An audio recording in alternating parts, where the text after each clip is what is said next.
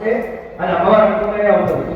అలాంటిది ఈ రోజు ఆ అమ్మ అనుకుని ఈ రోజు ఎంతనే అనుభవించింది. ఇలాంటి విశేషమైనటువంటి రోజు అమ్మ ప్రసాదంగా ఈ యాగము అమ్మవారి చరిత్ర వినే అవకాశం మీ అందరికీ కూడా ప్రసాదించింది. అయితే దీన్ని మనం ఏ విధంగా వినియోగం చేసుకోవాలంటే సద్వినియోగం చేసుకోవాలి. అంటే అమ్మవారి దేవి చరిత్రలో ఏమని రాస్తుంది అంటే మొదటి నుంచి అధ్యాయం మొదలుకొని చివరి అర్థం వరకు కూడా ఎవరు మధ్యలో మాట్లాడకూడదు అని దేవి భాగవతంలో ఉండేటువంటి ప్రధానం. అయితే మధ్యలో మాట్లాడితే మళ్ళీ మొదటి నుంచి ప్రారంభం చేయాలని చెప్పి మనకి భాగవతంలో చెప్పబడి ఉంటుంది. కాబట్టి మధ్యలో ఎవరు మాట్లాడకుండా ఇతరత్ర బయట దృష్టి పెట్టకుండా ఇక్కడ ఉండేటువంటి కార్యక్రమం పైన దృష్టి పెట్టి అమ్మవారి అనుగ్రహం పొందే ప్రయత్నం చేద్దాం. ఎందుకు చెప్తున్నా అంటే సాక్షాత్తుగా అమ్మవారు ఆ అగ్ని స్వరూపంగా మన ముందు కూర్చుంది అంటే మేము కూర్చున్నట్టు కాదు. అందరూ ఏదో మంట వెలుగుతున్నాక మంట వెలుగుతున్నట్టు అవుతుంది.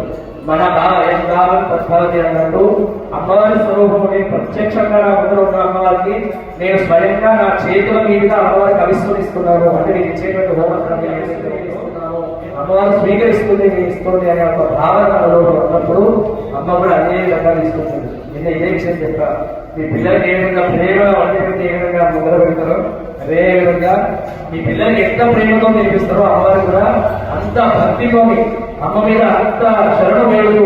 అమ్మా నీ ముందర కూర్చున్నాము, మాకుండే దుఃఖాన్ని బాధను ఎక్కడో నీకు తెలుస్తుంది, మా దుఃఖాన్ని బాధపోయి మా దుఃఖాన్ని కోరుకొట్టి నీ అనుగ్రహాన్ని నాకు ప్రసాదించుతుంది అని ఎల్లవేళ ఇప్పుడుండేటువంటి సమయంలో అమ్మవారిని కోరుకున్నప్పుడు శరణు వేడుకున్నప్పుడు అమ్మవారు మనం చెప్పేటువంటి మొర ఆనందించి అమ్మ అనుగ్రహం మనకు ప్రసాదిస్తుంది.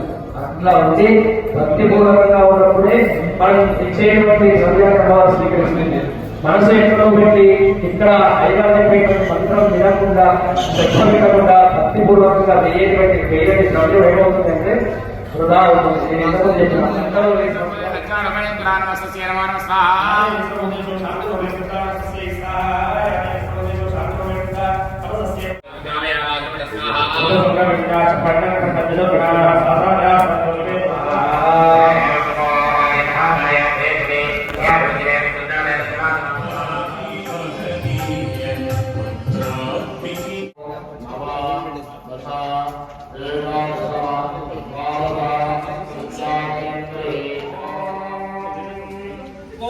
ఆనందేవో అరతిం పృథివ్యా వైశ్వానవృతాయ జాతమగ్న్యో